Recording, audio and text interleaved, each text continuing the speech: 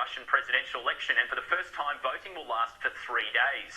There are 4 candidates vying for the presidency, including the incumbent Vladimir Putin. His competitors are Vladislav Davnikov of the New People Party, Leonid Slutsky, who leads an ultranationalist party, and Nikolai Kharitonov, a communist. Putin's greatest adversary, Alexei Navalny, died in a Russian gulag last month. His widow Yulia claims he was murdered by the Russian state. Putin is widely expected to win this weekend and secure yet another 6-year term as leader of the Kremlin. Remember, he took over after Boris Yeltsin resigned back in March 2000.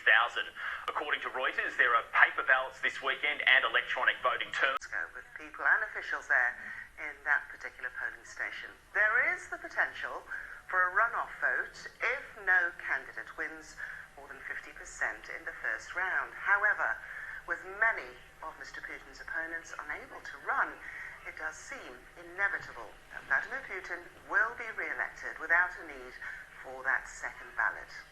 The election is encompassing the territories which Russia annexed in Ukraine. In all, more than 112 million people have the right to vote.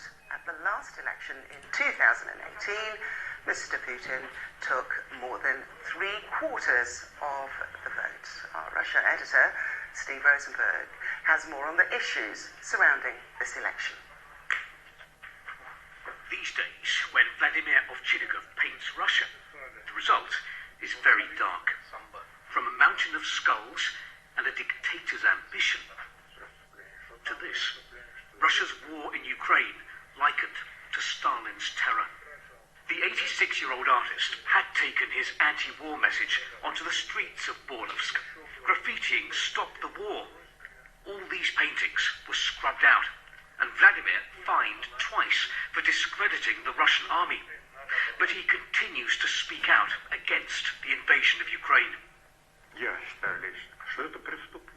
I believe that this is a crime against the territorial integrity of a neighboring country. It's a crime. And if I keep silent about it, it's like I'm condoning it. Last month, after the death in prison of opposition leader Alexei Navalny, Vladimir went into town. On this memorial to victims of political repression, he painted Mr. Navalny's face. It was quickly erased. But Vladimir has created this Navalny portrait at home. Where's Russia heading? Some say we're on our way to more repression, totalitarianism, and to full dictatorship. But there is another picture of Russia, one much brighter, the official version. The picture the authorities want Russians to see is not of a country that is aggressive abroad and repressive at home, but a Russia with a glorious past and a bright future, of heroes and patriots who not only love their country, but also their current president.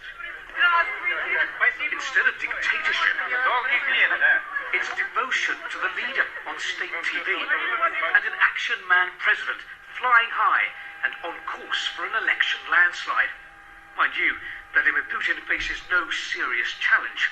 His fiercest critics are in exile, or in prison, or in Alexei Navalny's case, dead. It's absolutely impossible to say about our presidential election that this election is fair and free. Politician Boris Nadezhdin was barred from running in the election.